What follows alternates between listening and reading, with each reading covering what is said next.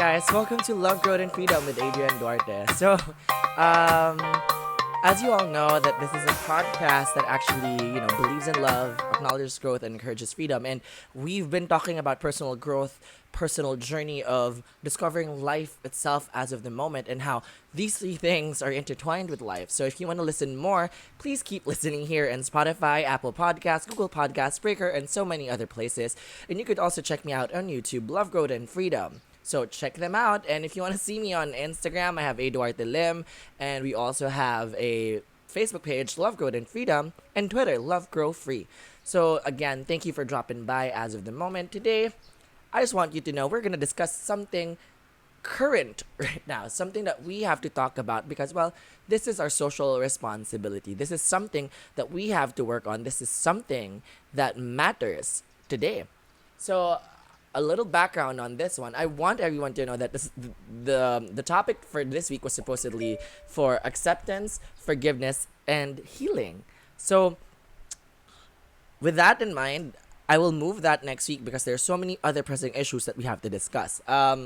So another disclaimer before we all start the discussion is that I am not a part of any bipartisan party. I do not adhere to just one political party, not the liberalist, not the nationalist, not whatever. No parties involved here, but I do have my own opinions on like political issues and what I deem is right or wrong in my perspective and in my opinion. So any disclaimer on here, what I would just want to say is that I tried my best to actually fact check on a whole lot of things before I discuss this. I'm also nervous to discuss this because it's the first time that I'd be actually talking about this. But in general, what I want to discuss right now is that how or why we shouldn't be neutral at a time like this.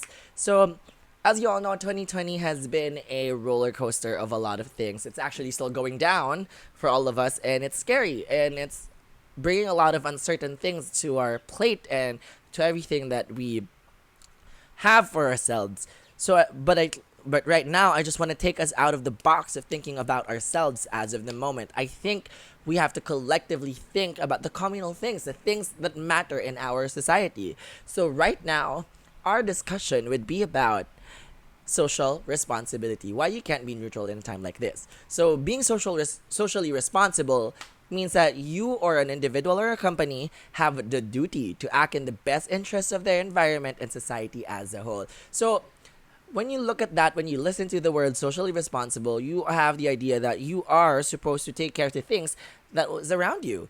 You have to take care of the society. You have to like watch out how you deal with the whole society because, well, it's not because you want to care about how they think, but you actually want to bring out the good in everybody, the truth, beauty, and goodness for everybody else. It's not just like, I am selfish, this is what I want, this is what I get. No, you have to respect the boundaries of life and the fundamentals of human life as it is. And it matters more or most right now to actually use your voice to, to uphold these values. Because there's so many things that are damaging these. There's so many things that are trying to like break or disregard the value of human life and the freedoms and the privileges and the rights that we enjoy as of the moment are also in danger. So if you are someone who still stays to be neutral right now, it's actually quite a sin or quite a crime now, especially when a lot of our liberties will be taken away if things happen more or if things get out of hand and if the safeguards that were put in place by the laws are not there to protect us anymore. And there's a growing distrust on the current administration, and I'm not saying that we should distrust them fully, but I believe that whatever they're showing deserves that distrust. I think they're trying to do so many things, but it's not working out, and it's really, clearly they're not accountable for their actions. So that's very alarming. That's something that we all should look at. So what we can do right now is actually keep an eye on the government and do our part as citizens of this country or a citizen of the world. You have to watch out the elected officials, watch out for them and see and try to pinpoint and voice out your concerns, whether may it be social media or wherever else. So it matters. What your mind tells you, what your voice is, it matters. So this is not a time to be just apathetic, neutral, because whatever is happening in our country, whatever is happening in this world, it involves all of us. It involves the whole humankind, and it needs everything. It needs all of our support to uphold these values of human life and these things that we actually want to happen, this future that we want for our future generations to have, not just now. So again, this year has been a turbulent year, and things are getting crazy. So I just want to talk about the things why you have to be socially responsible. First off, it is our world. So it is our duty to like make it a better place. You know, it may seem like a very cliche thing to say, it may seem like so ideal, but it is our responsibility to make sure that our future generations would have a future to actually look forward to. You know, we are not just alone in this world. We are here together. Might as well work together to make it a better place. And that starts with you. That starts with the little ripple effects of what you put out into this world. It's not just like one wave hits all. It's all of us. It's a ripple effect. It's whatever you use your voice for the good, and people will follow. It comes from within. Mostly change from within. Do it and see it. If you see something wrong, say something about it. Don't just stand out there and be like, no, I'm not gonna do this because I'm apathetic or I'm apolitical. So those are the things that you have to actually look at right now. It's you have to question that. As a human being, we are gifted with the capacity to understand the various complex parts of this world. So we are tasked to be accountable for our own actions and the things that we put out in this world. And with that, like our complex minds, you have to notice and you have to say something. And if there's wrong being done to the people around you, and there's wrong being done to the things and the environment around you. Okay, so when things like racial discrimination, blatant injustices, and the complete disregard for human life is at stake, to remain silent is a crime. We shouldn't turn a blind eye to things that trouble this world because we are privileged enough not to be affected. So on this line, a lot of people are saying, like, if you're privileged enough and you don't care about this, you're actually in the wrong side of the fight. And, well, that remains to be true. You know, if you turn a blind eye to all these wrongdoings based on religious discrimination, racial discrimination, blatant injustices, and actually like complete disrespect for human life and disregard for human life, you're actually just siding with the enemy. You know, you're siding with the oppressors. That's what people say. When you say silent, you stay silent in the midst of these craziness and people are dying, people are fighting for the things that you are enjoying right now. You are on the side of the oppressor. You are allowing these injustices, inequalities happen to the people around you or to the people that actually support your cause or, you know, people who fought for the rights you have right now. So do something about it. Use your voice. I'm not saying that you go against everything that's put out in the government. You have to actually be responsible also with the facts that being laid out to you, you know, and you have to like take down bits and pieces of all this before you make out an informed guess or decision, opinion, and whatever. But with all of this that's happening, when you're informed and you don't really care and you don't do anything, that's completely disregarding everything. You know, you're dismissing everything like it's not happening just because it isn't happening to you, and that's wrong. Okay, do something about it. That's why I'm here. I'm doing something about it. I want everyone to be informed. I want everyone to be fueled with, you know, the idea of building a better world, building a world that actually values human life, a country, to be exact, a home, a place for everybody, made by everybody, you know? Next is our voices needed to be heard or need to be heard. Whether you agree or disagree with the things being put out there, your voice is needed to push to the mainstream the problems we need to address. So if you see something wrong on your daily basis and you don't say something about it and you're not bringing the problem into the mainstream, nobody wants to know this. Nobody cares that you put it out, or you don't care putting it out because nobody would care. It's wrong too because our voices matter. Even though you're someone who's not influentially strong or not as influential as somebody else, but your voice matters. People listen to you. One or two, you're still influencing one or two people who listen and follow your thoughts. So if you want this, use your voice to actually inform and encourage good discussions and debates about the certain issues that you want to talk about, rather than just ramming whatever your beliefs are. But use your voice for the good, use your voice to actually speak. And on that note, um even though how small or little your voice could be, you could still be heard by people around you. Okay? There's no room for apathy during these times. Our lives and lives of the future generation lies in our hands now. So say something, speak out. That's basically what we could do now. And in time and age of social media, you have a lot of opportunities to voice out your concerns. There's a lot of opportunities for you to actually put out a educated guess, an educated thing, and put it out there. Social media is a great platform. So I want to discuss how we could be socially responsible. First off, first tip is fact check. Learn as much as you can about the issues being discussed and take your stand. For example, or actually me, doing the fact check on the anti-terrorism law, I know for a fact, and I did have a old colleague of mine, or my boss, who actually sent me a copy of like the bill, or list of the things that the bill is, and I checked it out. He told me to read it, and he told me to watch this video about Coco Nograles discussing the safeguards and the things that actually protect us from this anti-terrorism law. I did not bash him. I did not say, why are you for this? Why are you like this? Why are you? I did not do that. But instead, I told him, okay, I'll check this out. Thank you so much for this information. And then what I did was did my research, studied it. Even with the facts being laid out, I agreed that the social media or the media outlets have sensationalized the whole bill, and that they nitpick a lot of the bill that would tick the masses, or that would tick the people to go against it. But in my opinion, when I checked it out, even though with the safeguards in place and the things that, like, for example, in that bill, Coco Nograles said, for someone to be branded as a terrorist or part of a terrorist organization, this has to go through a council. It has to go through the UNSC, or the UN Security Council, and they would follow a guidelines and lists or checklist of how we could confirm that this person is a part of a terrorist organization. And then it would go through a lot of process before you do that.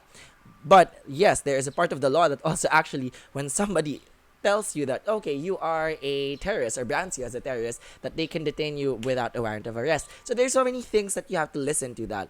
But Nograles said that when you're wrongfully accused, you are also gonna be given like this repatriation, or they would actually compensate for it, or they would give you a certain thing to that. So I forgot the word, but that's what they're trying to say.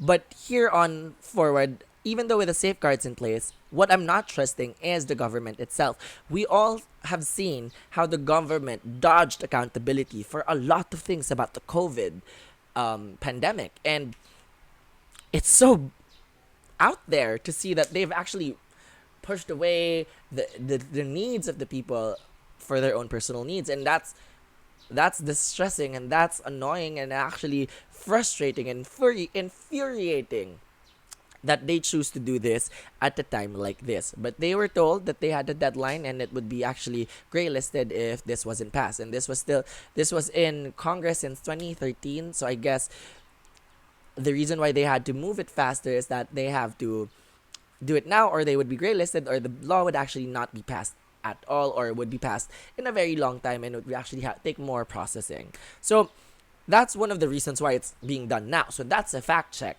But again, with all those facts laid out to me, I still believe that no, I am still anti-terrorist law, because I'm still against the anti-terrorism law, because, well, first off, there's no assurance that the government won't use this for its like own benefit. So yes, it's not that I don't trust the bill.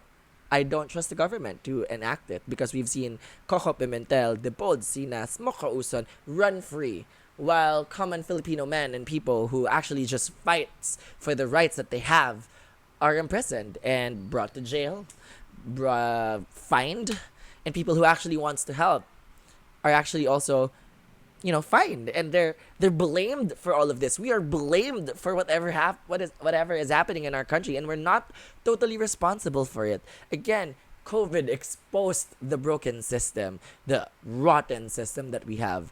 a system that doesn't even care about its citizen. So yeah, that's one. So fact check again. I am against the anti-terrorism law because what I don't trust the government. I don't trust them. I don't trust them to do anything that actually would be the benefit of the people. Because they don't really take accountability. So that's one.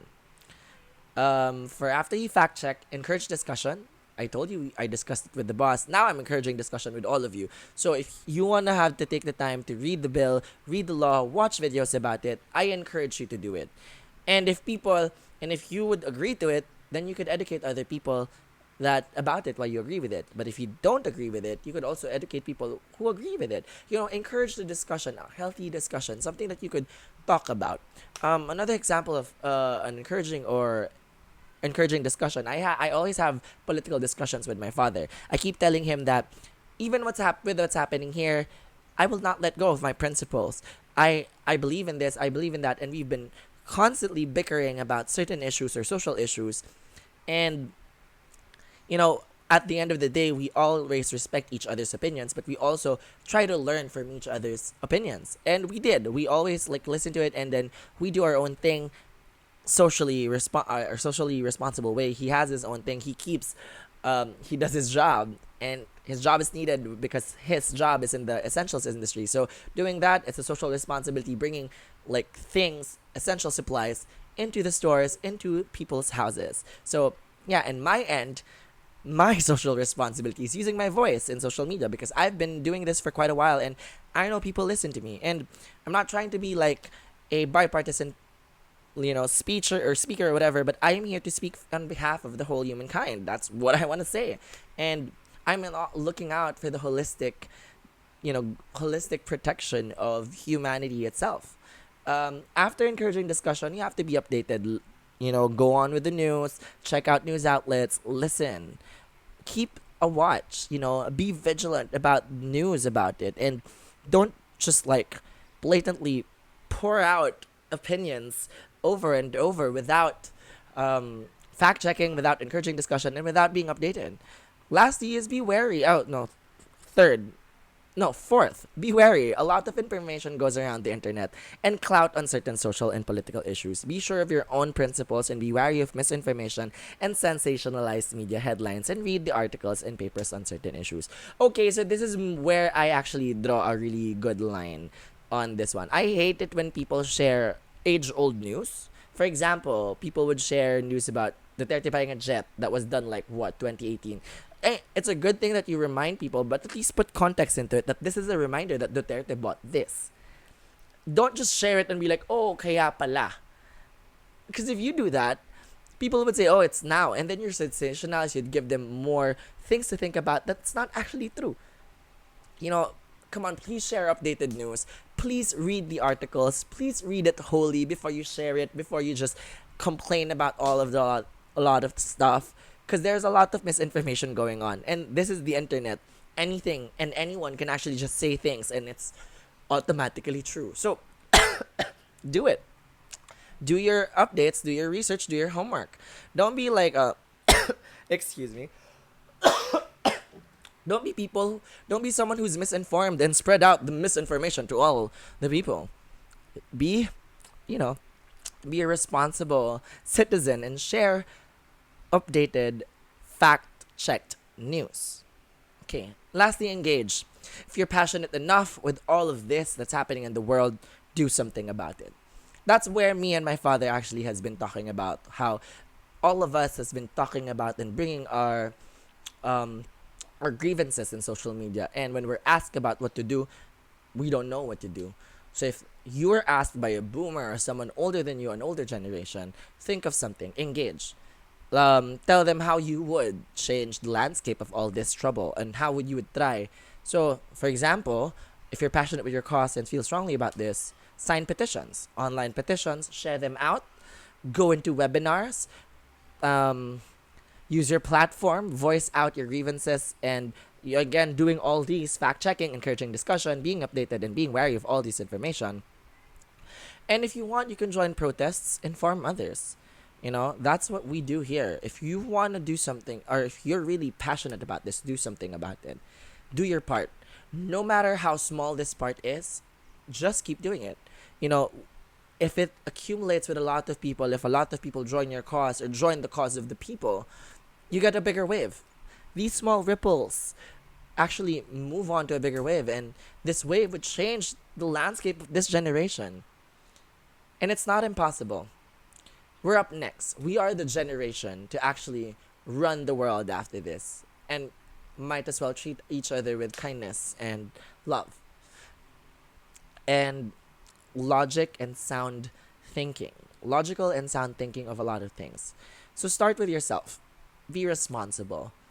Not just being socially active and woke, but socially responsible, and then being active and woke. That's it. So you won't be branded na pa woke, you won't be branded like you're someone who's just joining the clout.